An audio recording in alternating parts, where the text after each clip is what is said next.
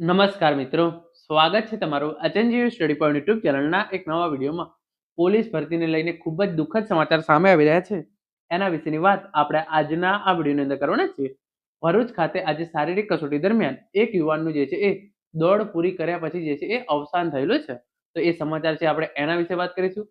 સાથે સાથે તમામ ઉમેદવારોએ કઈ બાબતોનું ધ્યાન રાખવું જોઈએ એના વિશેની વાત પણ આપણે આજના આ વિડીયોની અંદર કરવાના છીએ. તો તમે આ જોઈ શકો છો, ખાકી વર્દીનું સપનું અધૂરું રહ્યું. પોલીસ ભરતીને લઈને દુઃખદ સમાચાર. શારીરિક કસોટી દરમિયાન દોડ પૂરી કર્યા બાદ એક યુવાનનું મોત. પછી આગળ તમે જોઈ શકો છો, ઇન્ફોર્મેશન આપવામાં આવેલી છે. પોલીસ ભરતીમાં દોડ પૂર્ણ કર્યા બાદ યુવાનનું મોત. કચ્છના યુવાનનું ખાકી પહેરવાનું સપનું અધૂરું રહ્યું. ગભરામણ થતા બેભાન થઈ ઢળી પડ્યો. તબીબોના અથાગ પ્રયત્નો છતાં બચાવી ના શક્યો. તો દોડ પૂરી કર્યા પછી જે છે એ ગભરામણ થઈ અને એ છે એ બેભાન થઈ ગયા હતા ઉમેદવાર. અને એને જે છે એ ડોક્ટરે ખૂબ પ્રયત્નો કર્યા છતાં પણ જે છે એ આ ઉમેદવારને બચાવી શકાયા ન હતા. આગળ જે છે ઇન્ફોર્મેશન તમે જોઈ શકો છો. ગુજરાત રાજ્યમાં ચાલી રહેલી પોલીસ ભરતી પ્રક્રિયા વચ્ચે ભરૂચથી એક હૃદયદાયક સમાચાર જે છે એ સામે આવ્યા છે. ભરૂચ પોલીસ હેડક્વાર્ટર ખાતે શારીરિક કસોટી આપવા આવેલા કચ્છના એક આશાસ્પદ યુવાનનું દોડ પૂર્ણ કર્યા બાદ અચાનક તબિયત લથડતા મોત નીપજ્યું છે.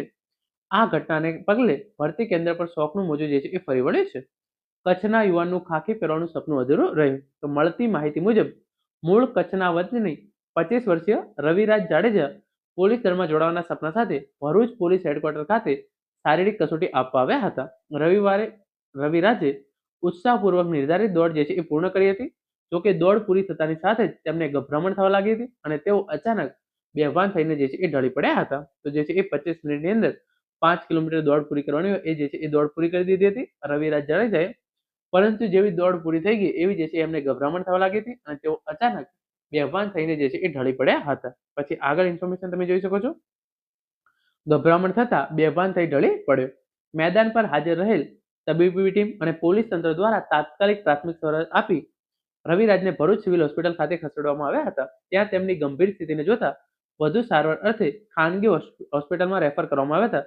તબીબોના અથાગ પ્રયત્નો છતાં રવિરાજને જે છે એ બચાવી શકાયા ન હતા અને સારવાર દરમિયાન તેમણે જે છે એ દમ તોડ્યો હતો. તો આ પ્રમાણે તમે જોઈ શકો છો, આ ઉમેદવારોનું જે છે એ શારીરિક કસોટી પૂર્ણ થયા બાદ ગભરામણ થઈ અને બેભાન થવાના કારણે જે છે એ અવસાન થયેલું છે. તો તમારે પણ જે છે એ ખાસ ધ્યાન રાખવાનું છે.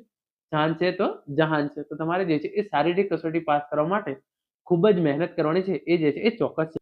શારીરિક કસોટી માટે તમે જે છે એ તનતોડ મહેનત કરેલી છે અને પોલીસ બનવાનું તમારું સપનું છે. તો એના માટે તમારે જે છે એ શારીરિક કસોટીની અંદર મહેનત ચોક્કસથી કરવી જોઈએ.